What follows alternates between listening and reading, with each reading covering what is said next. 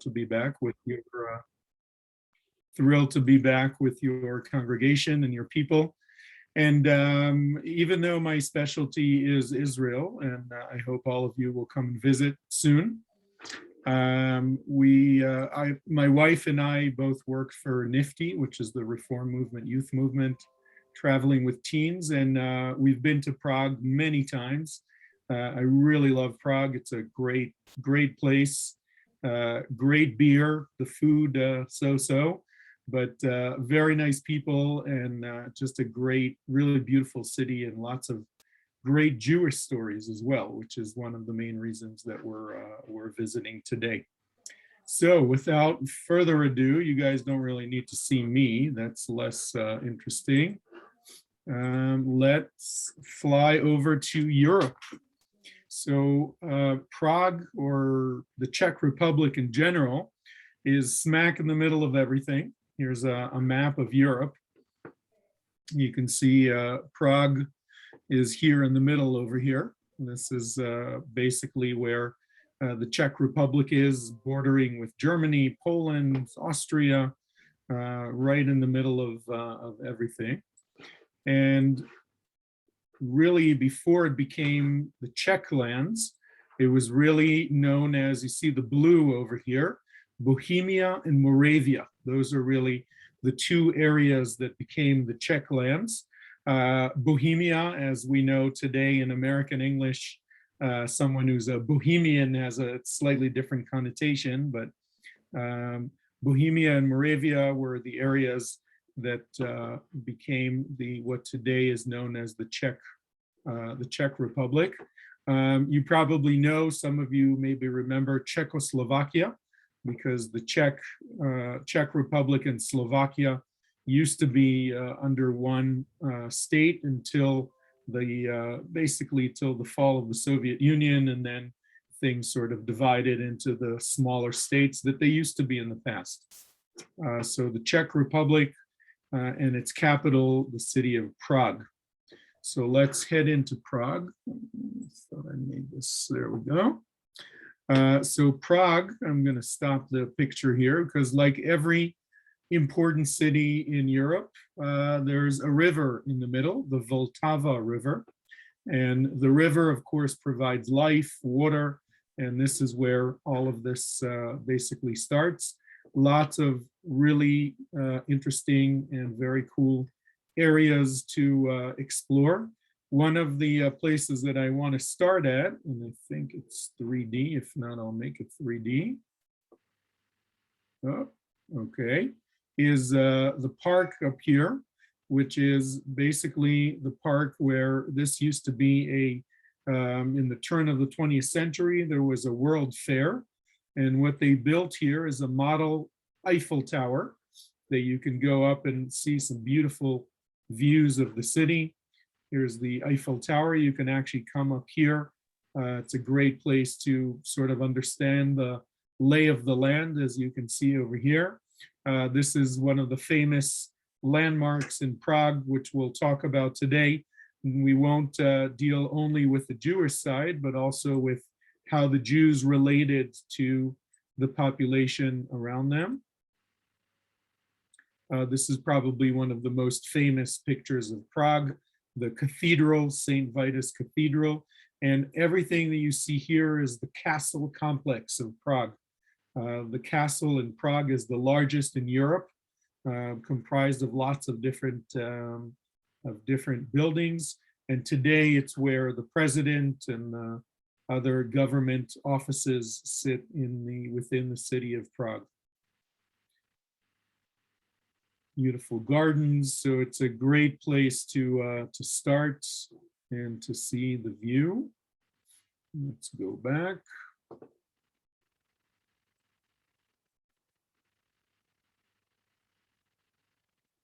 And I wanted to give you a better view of all of this. Hold on. Here we go. That's what I meant to do in the first place. So as you can see, the Eiffel Tower is up here on Petrin Hill. The river, there's quite a few bridges. The most famous of those bridges is created in the 15th century by a king called Charles IV or Charles IV, basically one of the most important kings of the Czech lands, the Czech people. And all of this, as you can see, is part of the cathedral and the castle, this whole ridge, which we'll visit very soon. Okay, enough with looking from up above. Let's start touring and go inside to where we want to start, and that is the Prague Castle. So you can see that there's a bluff over here, sort of a ridge that the castle is sitting on. St. Vitus Cathedral, the big cathedral over here. Essentially all of this with the gray and the red roof leading as well into this direction. All of this is part of the castle district. And down below it is the beginning of the city, the red roof buildings in the area, the old part of the city. And notice that it's on the eastern side of the river. This is where the city starts. Only in the last 200 or 300 years, the city expands to the other side of the river. That's when, as I said, in the 15th, 16th century, the Charles Bridge is built. We can see this bridge over here. We'll visit on it as well. And the city expands.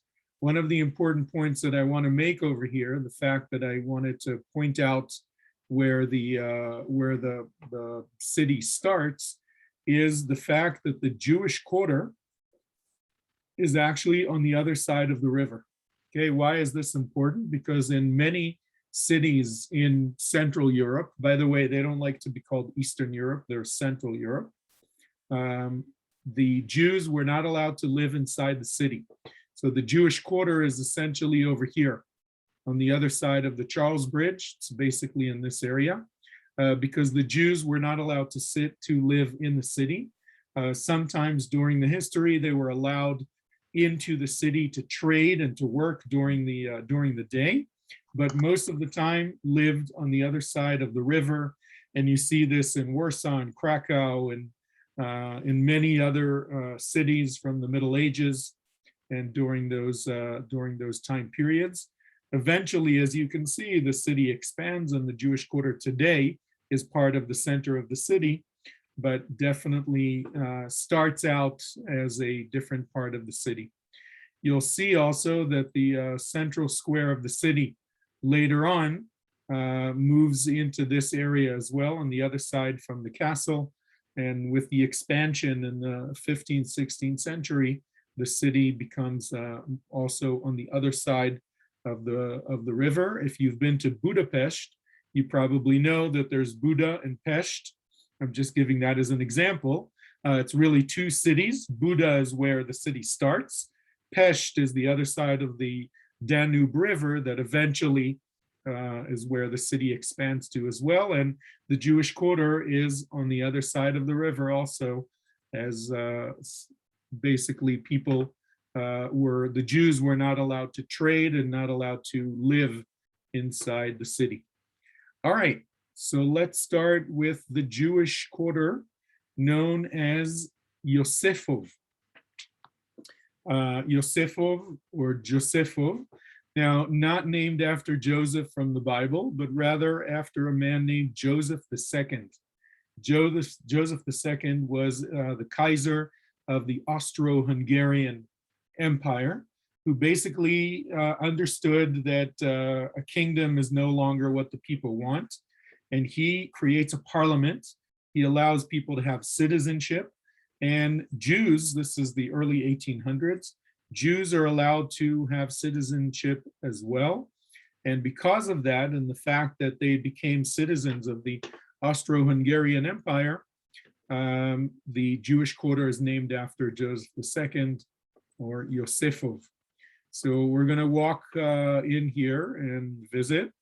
That was the David Intercontinental, a nice hotel to stay in if you come to visit in Prague.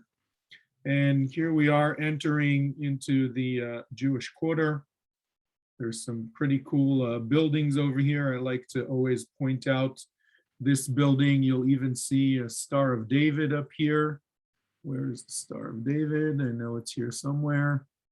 This is a more modern building, but decorations of all kinds of, oh, here it is. I knew it was here somewhere. See the Jewish quarter decoration over here on the building.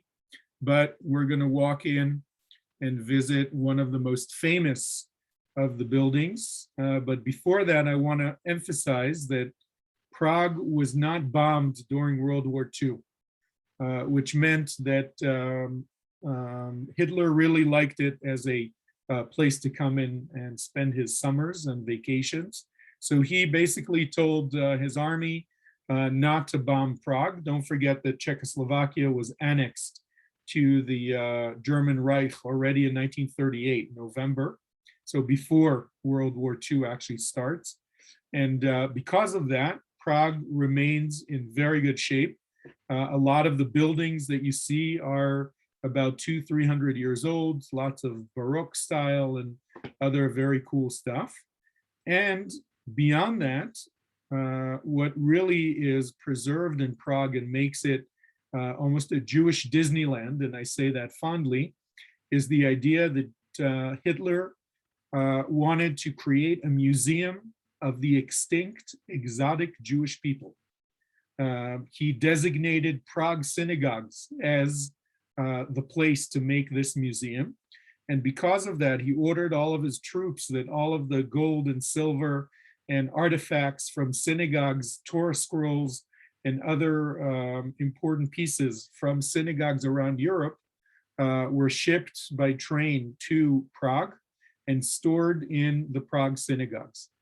And as a result, the Prague Synagogues, there's about 5 or 6 of them that are intact, remained in pretty good shape, needed a little bit of renovation, but not a lot, as opposed to places in Poland or other parts of Europe where the synagogues were destroyed or burnt completely. So the most famous of these synagogues is this building that we're standing in front of, and it's known as the Alt Neu Shul, or the Old New Synagogue, and we'll visit inside in a moment. But what I wanted to point out here is this is the building of the Jewish community, and look at the clock up here. Something unusual about that clock? It's got Hebrew letters. And what's funny about this is that Hebrew goes, instead of from left to right, it goes from right to left. And because of that, the clock goes counterclockwise. So you really need to know your Hebrew in order to understand the time. But the fact that the Jewish community in the 18th, 19th century were allowed to have this kind of thing is pretty cool. Let's move into the streets a little bit more, and we'll go into the Alt Neu Synagogue, the Old New Synagogue, which is a building from 1122, basically the 12th century, built in a very interesting style. Gothic arches inside, built essentially the way churches were built back then. But we're going to go inside and see some of the special effects that are going on inside. This is from the other side. And up here in this area where there's a ladder is a very famous personality of the Prague story in general, and specifically the Jewish story of Prague, and that is the Golem. But I won't tell you about the Golem yet. You might have heard of him. Before that, I'd like us to watch a short movie about the Alt Neu Synagogue. You know what? Hold on. I'm pretty sure that I didn't share the sound. Sorry. Just want to make sure you guys are hearing okay. All right, here we go. We're in Old Prague. Can we hear? Give me a thumbs up. The Jewish quarter. We're about to enter the oldest synagogue in Europe, and I've got the keys.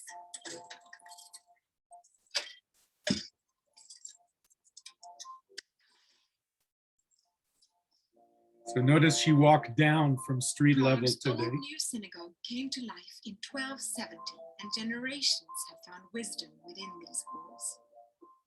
We are using our synagogue for services throughout all these 7.5 centuries, with only, unfortunately, one intermission. That was the time of the Holocaust. Designed in the soaring Gothic style, it's been said that the Old New Synagogue is built on a base of stones brought from Jerusalem by angels. And many who've prayed here say the feel is eerily similar to prayer in front of Jerusalem's Wailing Wall. We have this unique treasure here. We have to use it for education, because education is the only tool how we prevent atrocities which this community had to face 70 years ago. So thank you to the Viking Cruise Line for producing this wonderful movie. I want to go back and show it to you again and stop along the way and point out a couple of interesting things. So first of all, you can see here that the bima is in the middle, which means it's a Sephardi style, Italian style synagogue, Portuguese style synagogue for Rosanna. Interesting that in Ashkenazi style today, the bima is in the front by the ark. So this is built even before the separation between Sephardi and Ashkenazi that really starts after the expulsion from Spain in 1492. So this is built in that way. In a part of town called By the way, there's we're about to enter the I'm gonna quiet her down this time. By the way, that's a nice story about the key. It's open to the public. It's part of the Jewish Museum. Notice she's walking down because the street level is higher than what it used to be. Here's the bima in the middle. And this is the ark, beautifully done. What I like is, take a look up here on the walls here. You see these letters. In Jewish tradition, of course, we're not allowed to put any pictures or animals or anything like that. So what this is abbreviations of words or sentences that are usually in a synagogue. So if your Hebrew is so, this is Shiviti Adonai Lefanai Tamid. I've always seen or put God in front of my eyes. And this one is Da Lifnei Mi Ata Omed. Know before whom you are standing. So to us, it's gibberish, but to the members of the congregation that were there in the past, they would know what these abbreviations are, and that was used as decorations. You'll also notice the Gothic walls, the Gothic arches. We'll see them in a moment, as soon as the rabbi finishes. Here we go. We're going up. Now take a look at the Gothic arches. What's interesting, oops, I missed it by a little bit. Take a look at the arches. Usually the Gothic arches create a cross. Now, because this is a synagogue, the builders didn't want a cross to be displayed on the roof or on the ceiling of the synagogue. So they added a fifth rib. You see that over here? It's got absolutely no architectural need or necessity. It's simply so that there's no crosses up in the top of the in this ceiling of this beautiful synagogue. One of my favorite of these abbreviations on the walls is the sentence that basically says, well, I'm blanking on it for a minute, but it's essentially says that it's more important to say Amen at the end of the prayer than to know or to say the prayer itself, which I think is a wonderful message for Jews who come to synagogue and don't quite understand the Hebrew. The fact that you have the essence and you understand that when it starts with Baruch Atah Adonai Eloheinu Melech HaOlam, and then a blessing of some sort, as long as you say Amen at the end, it's even more important than knowing the prayer and being able to share the prayer. Anyway, I think that's an interesting message. Here's a drawing of the building from the outside. And up here, as we saw in the street view, is a very special attic where a famous rabbi the rabbi of the head rabbi of Prague, living in the early 1500s. Remember, the expulsion from Spain happens in 1492. Many Ashkenazi Jews, or Jews that become Ashkenazi really, come from Spain. They hear about this amazing rabbi in Prague, whose name is the Maharal, Morenu Harav Lau. It's an abbreviation. And Rabbi Lau is a famous rabbi, very, very smart, very learned, and an amazing leader. And one of the famous stories about the Maharal is the creation of the Golem. Okay, Gimel Lamed Mem. The Golem is a Jewish superhero. The story goes that there were quite a few pogroms going on at the time against the Jews of Prague. And the rabbi goes to the Voltava River nearby, takes some mud, and creates kechomer beyad hayotzer, as it says when God creates Adam and Eve, or a man and a woman, he creates them from clay or from something. And the Maharal creates this huge giant that listened to the Maharal. And whenever the pogrom or the bad guys would come and attack the Jewish community, the rabbi would wake up the Golem. The Golem would go out on the streets, scare everybody away. And then when all the bad guys ran away, he would come back to the rabbi. The rabbi would touch his, he's holding his fingers. He would touch his forehead, and the Golem would go sit down on the corner and go back to sleep until the next time that he was needed. Here's another drawing of the Golem. One of the stories about the Golem is that he had the letters Aleph, Mem, Taf on top of his forehead. What does that spell? Any Hebrew speakers out there? You have to unmute yourself if you know what it is, or put it in the chat. Emet. Truth. Emet in Hebrew is truth. And also interesting, Aleph is the first letter of the Hebrew alphabet. Taf is the last one. And Mem is the middle one exactly. So emet, or truth, it's said that the Maharal, the rabbi, basically gives life or the truth to the Golem.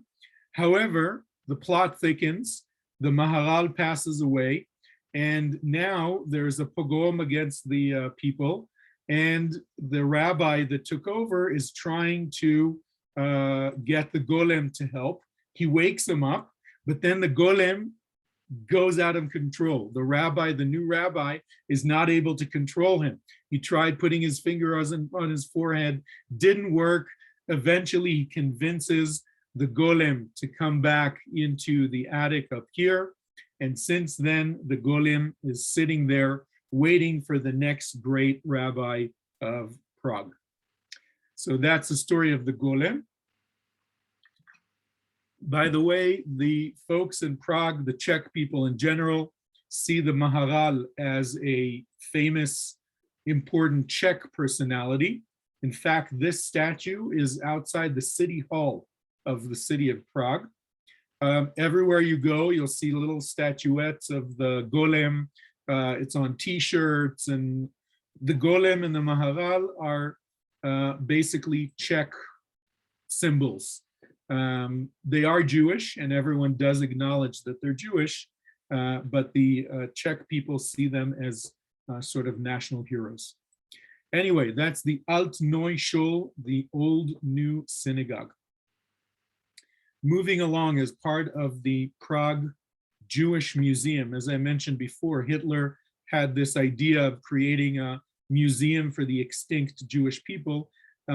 Ironic and maybe interesting and important that, what's going on here? Ironic and interesting and important that the idea of Hitler didn't quite work out. No, okay, close this. Sorry, folks, I'll get it in a second.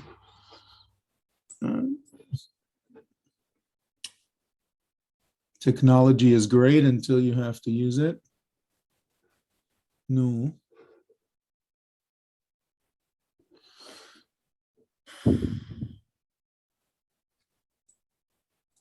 trying to get this to like that.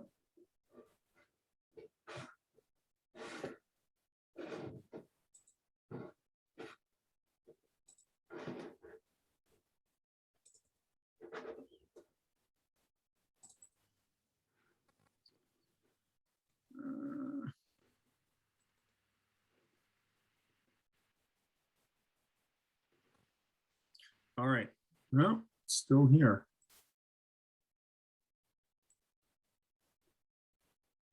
Oh, Mazel Tov. All right, sorry about that. Anyway, the ironic that the Jewish synagogue survived, and today it's a living museum of the Jewish people that unfortunately Hitler almost succeeded in eradicating, but are still here. Another synagogue in this area of the Jewish quarter in Yosefov is this synagogue. It's called the Pinkas Synagogue, named, of course, after the Pinkas family that donated it. Also built in Gothic style. You can see here, they found a different way of getting rid of the crosses up on the ceiling. This is a memorial for the more than 70,000 Czech Jews that were killed by the Nazis in the death camps in Auschwitz-Birkenau and others. And what you're seeing here are names on the walls. And I got a picture, a close-up, so you can see better what it looks like. The red is a family name. The black is the first name. And every now and again, you can see a yellow, which is the name of the town, city, or village that these people are from. So all of the Czech lands are mentioned here, and you can see red is the last name, and then the name of the people that we know of that were members of those families. So over 70,000 Jews from the Czech Republic were killed by the Nazis, held mostly in places like Theresienstadt, Theresin, and then sent to Auschwitz-Birkenau eventually. The top floor of the synagogue is a very cool part of the museum. Theresienstadt, you might have seen this. The Nazis had some issues with the Red Cross in early 1942, and they convinced the Red Cross that they're treating the Jews just like any other prisoners of war. And they arranged for the Red Cross to bring a delegation to Theresienstadt ghetto, about an hour outside of Prague. They replaced everybody in the camp, brought in healthier looking Jews. They gave them, there was a band playing and sports, and fed them well for a few weeks so that they had a little color. And the most important part is they gave the children crayons and paint and paper and a way to create a little bit of art. And some of the art that the children painted and created is displayed in this museum on the upper floor. Of course, not a very positive drawings, but you can see some of the artwork and some poems.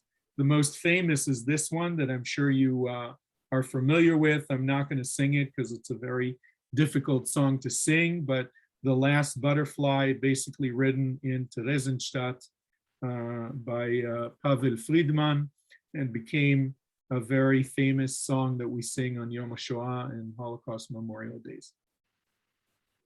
So that is the Pinkas Synagogue. Right outside the Pinkas Synagogue is the famous Jewish cemetery. Now, why is it famous? We're going to come back on just a different shot of it. Because the Jews were not allowed to bury their dead outside of their community, because at some point they were not allowed to buy more land. So the burial had to be within the confines of the Jewish community area. So what it did is it created a situation where there's layers. You see how there's 3 or even 4 tombstones, one on top of the other, because they literally added soil on top of the person who died, added another body on there, and the essentially buried here in 3, 4, 5 layers all around. So it became part of the famous visit to this area, and it's a very interesting area to walk through. What's interesting about the tombstones is that you can see all kinds of different elements that appear here. So there's Hebrew, that's an important part. There's also, we'll see in some of the pictures soon, there's also some lions, or there's some hands that go like this, like the Kohanim. There's grapes, all kinds of different things. This is the building of the Chevra Kadisha.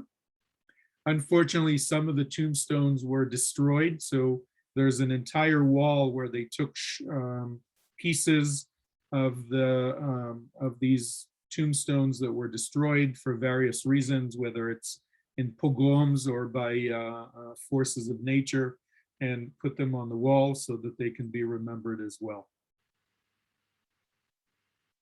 So it's a very interesting place to walk around. Here's the Chevra Kadisha building. And pretty sure I'm going through the less relevant pictures. Okay, so here's some script of this person died on Shavuot. Seiva Tova was an old person. A lion.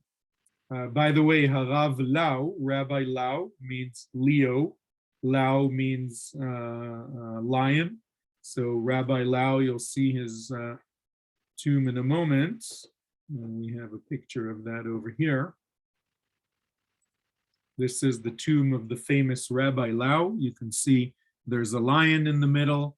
It became a place of visiting for lots of people, and people start putting notes in there as well, kind of like in the Western Wall. It's very much part of the visits. I see there's a question. Many of the tombstones have pictures of occupations. Yes, that's right. Which is, again, interesting because we're not really allowed to put any pictures of animals or things like that. So there's a sort of a way of showing, as you said, occupations and other virtues about those people. I want to go back to this movie and show. Town called Yosefov, the Jewish quarter. We're about to.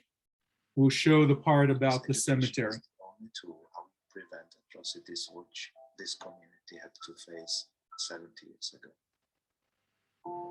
A compelling sight just next door is the centuries-old Jewish cemetery. It's a visually fascinating and a deeply moving experience. The unusual scene is the result of layer upon layer of soil being added over the centuries for new graves, because under Hanukkah, the Jewish religious law, it's forbidden to remove the remains or the headstones. Look closely for the grave of Prague's much-loved Rabbi Lev, where you can leave a secret wish for consideration. Rabbi Lev is believed to be the miraculous rabbi, so every wish which is here written on this paper will become true. Whether or not your wish is granted, the Yosefov district should not be missed. Viking river cruises, sharing privileged access to old Europe. Thank you, Viking River Cruise. Has anyone gone on a Viking River Cruise?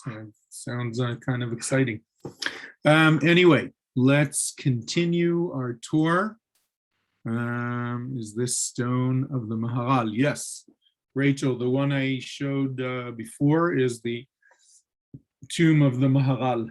Maharal is an abbreviation of Morenu, our teacher, Harav, the rabbi, Lau, or Lef, as they pronounce it here. So Maharal, Morenu, Harav, Lau.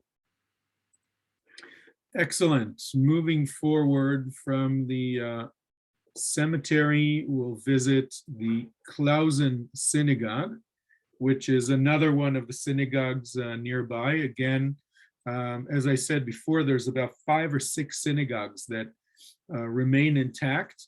They needed some renovation. In fact, after the fall of the Soviet Union in the early 90s, Yad Vashem was invited by the Czech government to itemize all of the things that were kept in these synagogues.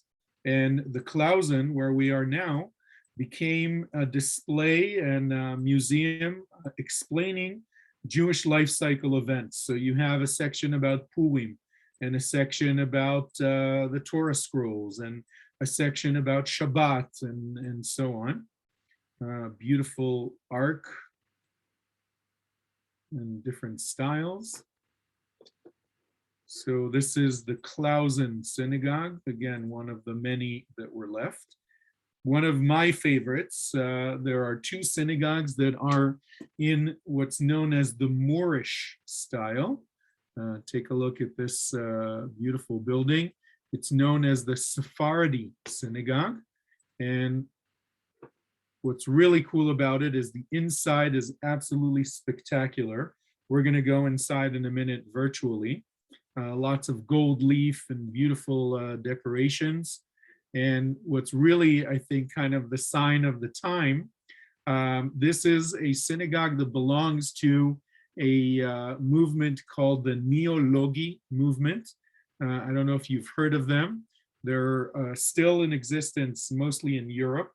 It's sort of reform conservative. They don't like to be called that, but to American Jews, I like to explain it that way.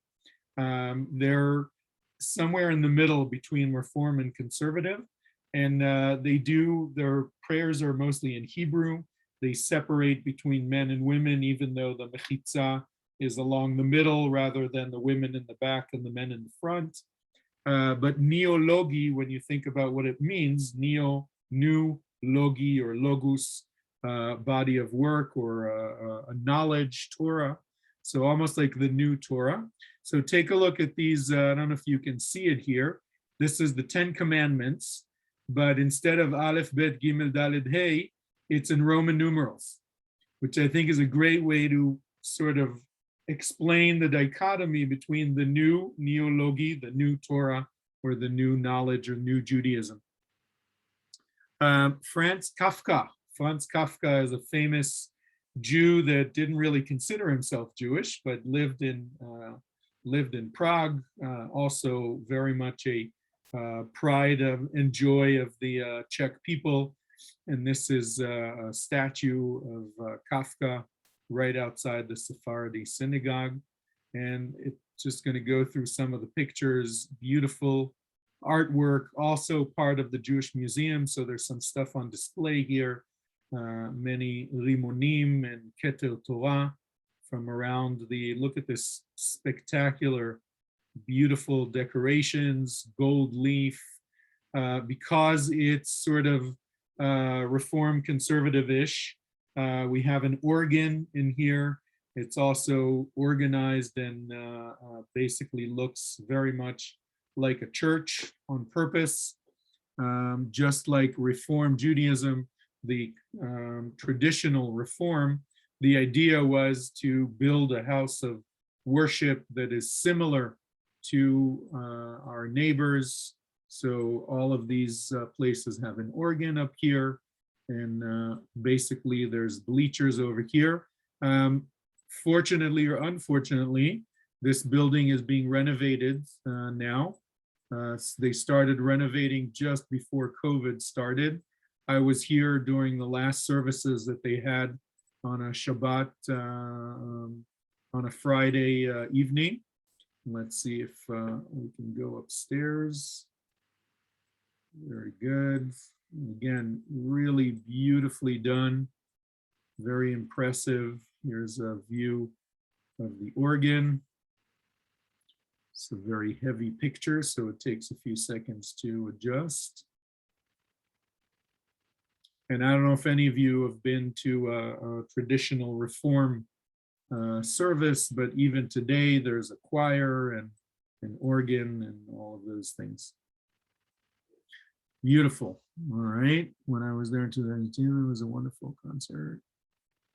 Yes, there's amazing acoustics in there, especially in this synagogue. They do concerts, and just a really exquisite building. Great. So this is the Safari Synagogue, another interesting synagogue, again, built in Moorish style. It's interesting because it's in the newer part of town, not in the Jewish quarter, outside of Yosefov. Is this, look at this, it's almost like Disneyland. You walk on a block on the street and all of a sudden you run into this. It says here on the top, Da lifnei mi ata omed, or Ze hashar tzadikim yavohu bo, and some other quotes. It's called Moorish style or Oriental style. You can see why. It's almost like dropping into a scene from Aladdin. The colors are real. It's a bright blue and red and white and all of that. And at the entrance, see these three arches down at the bottom. In the central arch, it says in Hebrew, Ki lekulanu Elohim echad. And it says it in Czech and in German on both sides. Basically means, for we all have one God that we believe in. And again, it's part of this idea of the emancipation of people in Europe in the 1800s. They're no longer citizens of, they're no longer subjects of the king of Czech or of Italy or Austro-Hungary or France or wherever. They are now citizens of their republic. And the Jews were very, very excited about this. We basically said, here we go. We can now be just like the Catholic and Protestant citizens of Germany, Austria, Hungary, Poland, wherever it is. And this is an attempt to make us sort of similar to the people around us.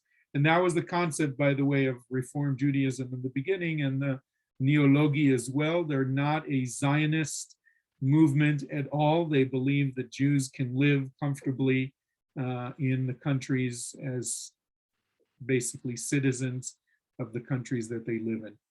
Beautifully done inside. There's an organ here as well.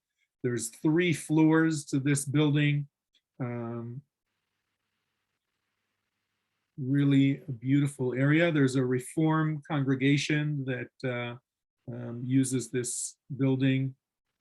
And there's actually, if I don't know if you guys saw this in your news locally, but there was some of these Torah scrolls that were collected by the Nazis and brought to Prague in the 1990s, because there were so many of them, hundreds. And there were congregations around the world that didn't have Torah scrolls. These Torah scrolls were donated to many small congregations around the world, many in the US and Canada. And some of these, one of these Torah scrolls made its way to Kutz Camp, which is the Reform movement, the URJ leadership camp in the mountains outside of New York, Orange County, New York. And about 6 months ago, there's a new Reform rabbi that moved to Prague who worked at the camp, and the camp was closed. It closed down after this summer, or summer before COVID, and he requested to receive the Torah scroll back. So this Torah scroll, that was a European Torah scroll, ended up in Prague during World War II, sent to camp to teach young Reform leaders, Jewish Reform leaders in North America, a little bit about Torah, is now being brought back to Europe, and is now the Torah scroll of the Reform congregation in Prague, in the Czech Republic. Anyway, let's continue. How are we doing with time? Rosanna, are we okay? Do we have a few more minutes? We have like 9 minutes. 9 minutes. Okay. Yeah, but I don't know if people have some questions. Like, so let me show a little bit about the Prague Castle, and then I'll be happy to take some questions. Does that work? 2 more minutes. Okay, so the Prague Castle, very famous. Again, this is one of the famous pictures, the Charles Bridge, the oldest bridge, and the cathedral. This entire area essentially is the castle. There's the St. Vitus Cathedral. Let's try and land there and see a little bit of what's going on there. One of the cool things that you can do when in Prague is to watch the changing of the guards, kind of like in Buckingham Palace. They're not as impressive, I think, as the British in terms of precision, but definitely very cool to watch. And the main entrance to the palace, and this is again the castle above the river and the other side of the river, is this entrance with the Titans from the Greek mythology. Over here where the flag is the office of the president of the Czech Republic. And the Czech Republic is very, very, very Israel supportive, very supportive of Israel, mainly because of this guy. There's a statue of him right over here. His name is Tomáš Masalik. There's a picture of the statue. Tomáš Masalik was the first president of Czechoslovakia after World War I. World War I, if you remember, the Austro-Hungarian Empire falls apart, and many countries were established at that point. And Tomáš Masalik was studying in the US in school and met a very important personality. Here, this is Masalik. Anybody know who this is? Anybody recognize him? So Tomáš Masalik went to school with this guy. I'll clue you in. He's a Supreme Court judge, Louis Brandeis. And Brandeis and Masalik became very good friends. And some say that the reason Masalik was so fond of the state of Israel and the story of the Jews was because of his relationship with Brandeis. And he basically is very supportive of the state of Israel. He is very supportive of the plight of the Jewish people after World War II. He also sells to Israel many guns, parts of machinery, Nazi tanks that were taken apart, airplanes, you name it. The newly found state of Israel bought from the Czech Republic. And basically a lot of the weapons that the IDF and the pre-IDF used to defend the newly formed state of Israel in the War of Independence came from the Czech Republic, and much of it thanks to this man, Tomáš Masalik. There's a Kfar Masalik, a kibbutz named after him near Akko in Israel. Every city in Israel has a Masalik street, and very important personality for the relationship between Israel and the Czech Republic. Okay, let's just see the St. Vitus Cathedral. I think it's a very cool building. A modern cathedral, started in the 1600s, only finished in 1950 something. Beautiful building inside. And I think we have a landing point inside. Let's go in. Named after Vitus, basically the saint of the city. As you know, every city has a patron saint. Lots of beautiful stained glass windows and a very interesting place to visit. And this is the beautiful view from up above. You can see the river and the Eiffel Tower here on this ridge. And we're right, you can climb up there. It's a bit of a schlep, lots of stairs, but just a beautiful view of the cathedral. Okay, questions? Anything else? What did we miss here? I think we're good. Let me just finish with one last thing, and that is the Old Town Square, because I think that's important to show. The Old Town Square in Prague is not too far from the Jewish quarter.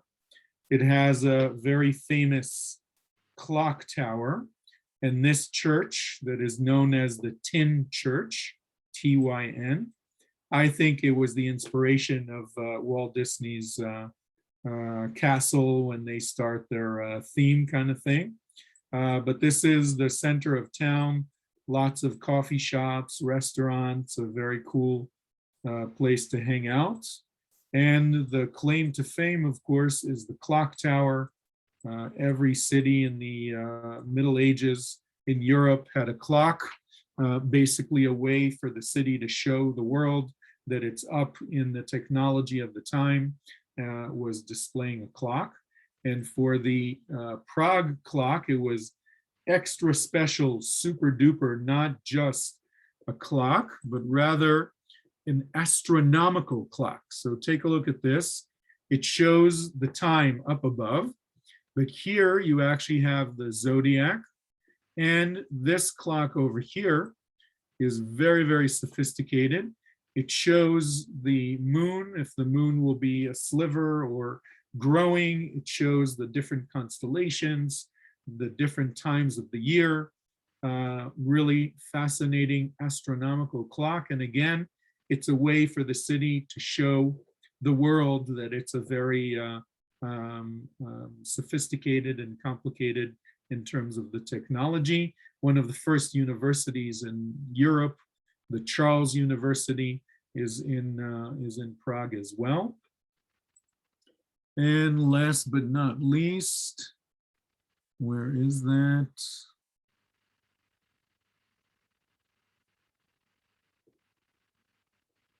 This is an important site in Prague, the Charles Bridge, and very well known because it appears in very famous movies. I'll give you an example here. Maybe you recognize the movie that it was in. I'll give you a hint. Tom Cruise.